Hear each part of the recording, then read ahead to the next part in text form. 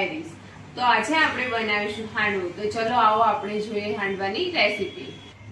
સૌપ્રથમ 1 વાટકી ચોખા અને અડધી વાટકી ચણાની દાળ જે મેં રાત્રે પલાળેલી હતી અને સવારે મિક્સર જારમાં ક્રશ કરીને આ મિશ્રણ તૈયાર કરેલું છે।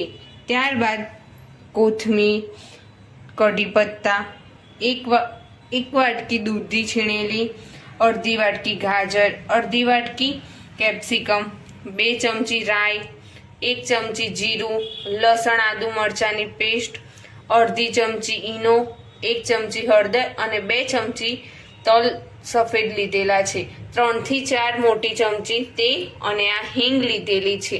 તો સૌપ્રથમ આપણે બેટર તૈયાર કરીશું। મેં બેટરમાં મીઠું ઉમેરેલું છે, સ્વાદ અનુસાર આપણે મીઠું લેવાનું હોય છે। તેમાં આપણે ખમણેલી દૂધી એડ કરીશું, ત્યારબાદ ગાજર, કેપ્સિકમ,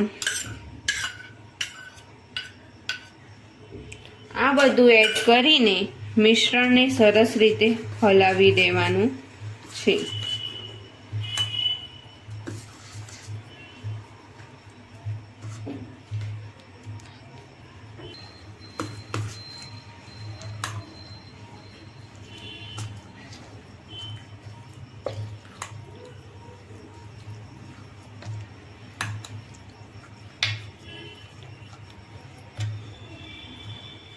હવે આપણે હળદર એડ કરીશું,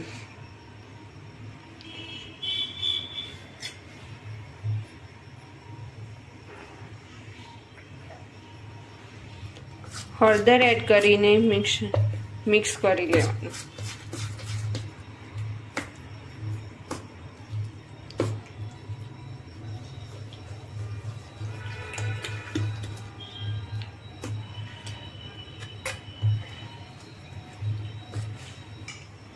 હવે લીલા ધાણા એડ કરીશું, મિક્સ કરી ત્યારબાદ ઈનો એડ કરીને મિશ્રણને મિક્સ કરી દેવાનું। આદુ મરચાં લસણની પેસ્ટ એડ કરવાની। હવે આપણું બેટર તૈયાર થઈ ગયેલું છે।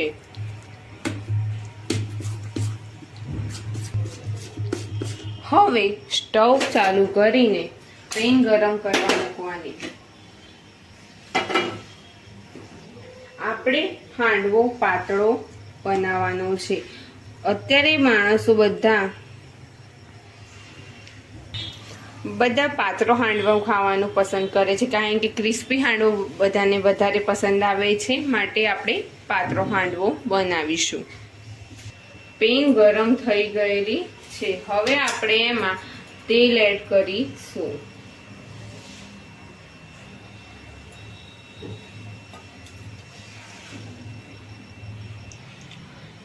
તેલ હવે ગરમ થઈ ગયું છે।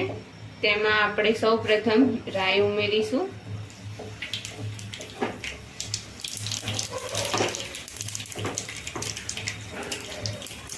રાઈ થઈ ગયા બાદ જીરું એડ કરીશું,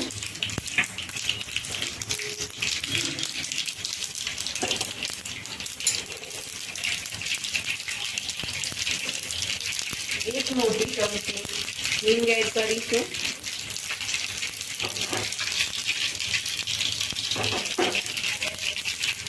તલ એડ કરીશું। તલ ઉડે નહીં એનું ધ્યાન રાખવાનું, એટલા માટે આપણે ઢાંકણ ઢાંકી દઈશું। તલ થઈ ગયા હશે, કઢી પત્તા ઉમેરવાના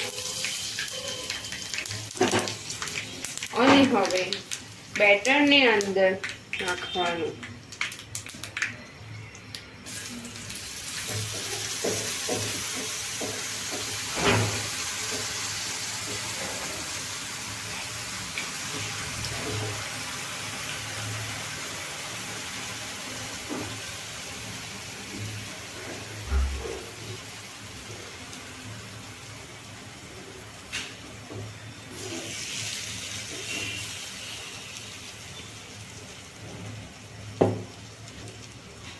હવે આપણે 5 મિનિટ સુધી તેને ધીમા ફ્લેમે ચડવા દઈશું।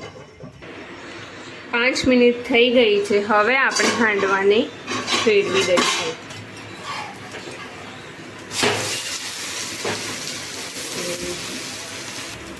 હવે ફેરવીને આપણે બીજી બાજુ 5 મિનિટ સરસ રીતે ચડવા દઈશું। હાંડવો આપણો બનીને તૈયાર છે। હવે આપણે ગેસની ફ્લેમ બંધ કરી અને પ્લેટમાં સર્વ કરીશું। હાંડવો આપણો બનીને તૈયાર છે।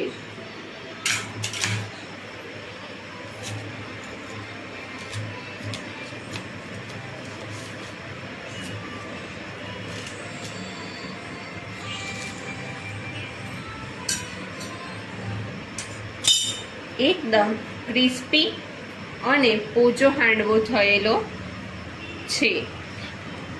નાના બાળકો શાકભાજી ના ખાતા હોય તો દરેક જાતના શાકભાજી આમાં ઉમેરીને હાંડવો તૈયાર કરી શકાય છે।